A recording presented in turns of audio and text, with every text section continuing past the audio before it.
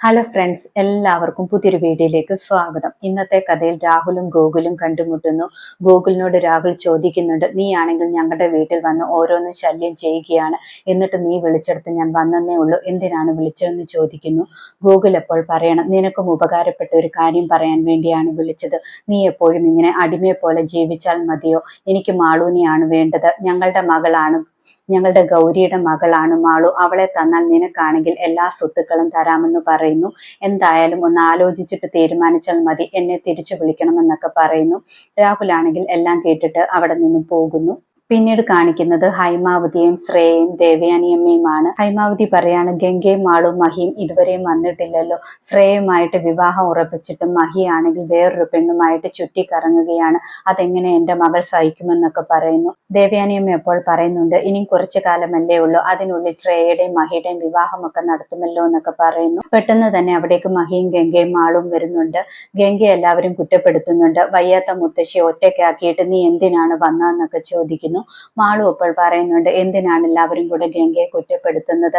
ഞാൻ പറഞ്ഞിട്ടാണ് ഗംഗ വന്നതെന്നൊക്കെ പറയുന്നു. ഗംഗ അപ്പോൾ പറയുന്നുണ്ട്, മുത്തശ്ശിയുടെ പെർമിഷൻ കിട്ടിയിട്ട് കൂടിയാണ് ഇങ്ങോട്ട് വന്നതെന്ന്.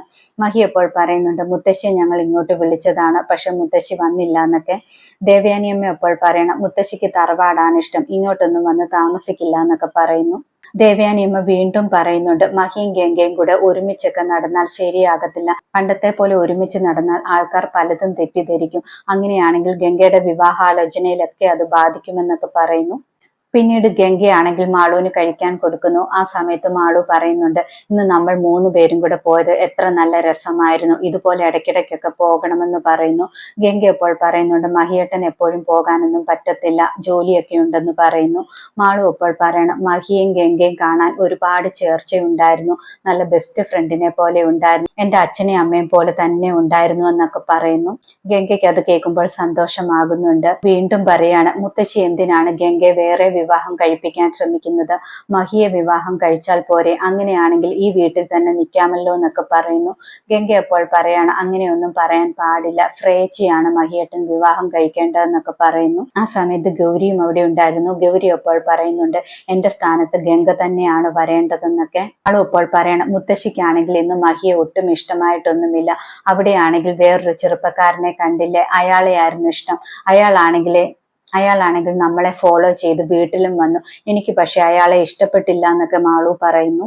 ഗൗരി അപ്പോൾ മനസ്സിൽ വിചാരിക്കുന്നുണ്ട്, ആ ചെറുപ്പക്കാരൻ ആരായിരിക്കുമെന്നൊക്കെ. എന്തായാലും ഗംഗയുടെയും മഹിയുടെയും ഇടയിലേക്ക് വേറൊരാൾ വരാൻ ഞാൻ സമ്മതിക്കത്തില്ല എന്ന് ഗൗരിയും പറയുന്നുണ്ട്. പിന്നീട് കാണിക്കുന്നത് മുത്തശ്ശിയാണ്. മുത്തശ്ശിയാണെങ്കിൽ രാജനോട് പറയാണ്, എനിക്ക് ഗംഗയെ ഓർത്തിട്ട് ഒരുപാട് ടെൻഷനാണ്, അവൾക്ക് വേണ്ടി ഒരു വിവാഹം ആലോചിക്കണമെന്നൊക്കെ പറയുന്നു. രാജൻ അപ്പോൾ ചോദിക്കുന്നുണ്ട്, നമുക്ക് നകുലിനെ ഒന്ന് ആലോചിച്ചാലോ എന്നൊക്കെ.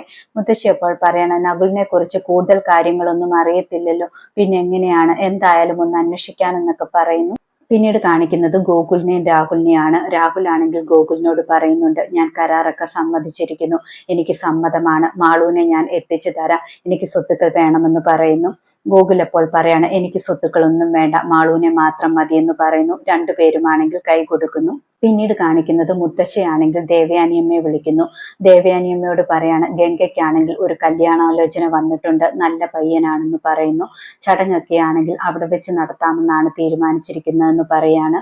മറ്റന്നാളാണ് ചടങ്ങെന്നൊക്കെ പറയുന്നു. അത് കേൾക്കുമ്പോൾ ദേവയാനിയമ്മ പറയുന്നുണ്ട്, ഗംഗയാണെങ്കിൽ ഇവിടുത്തെ കുട്ടിയെ പോലെ തന്നെയാണ്, ഇവിടെ വെച്ച് ചടങ്ങ് നടത്തിയാൽ മതി, അവളുടെ കാര്യങ്ങളെല്ലാം ഞങ്ങൾ നോക്കിക്കൊള്ളാമെന്നൊക്കെ പറയുന്നു. മുത്തശ്ശി അപ്പോൾ പറയുന്നുണ്ട്, ഗംഗയോട് ഈ കാര്യം പറഞ്ഞേക്കാനെന്ന്. ദേവയാനിയമ്മ അപ്പോൾ പറയുന്നുണ്ട്, ഞാൻ തന്നെ അവളോട് പറഞ്ഞേക്കാം, അവളെ ഞാൻ റെഡിയാക്കി നിർത്തിയേക്കാമെന്നൊക്കെ പറഞ്ഞിട്ട് ഫോൺ വെക്കുന്നു. ഗംഗയോടും പറയുന്നുണ്ട്, ഇപ്പോഴാണ് സമാധാനമായത്, ഗംഗയ്ക്കാണെങ്കിൽ ഒരു വിവാഹാലോചന വരുന്നുണ്ടെന്ന് പറയുന്നു.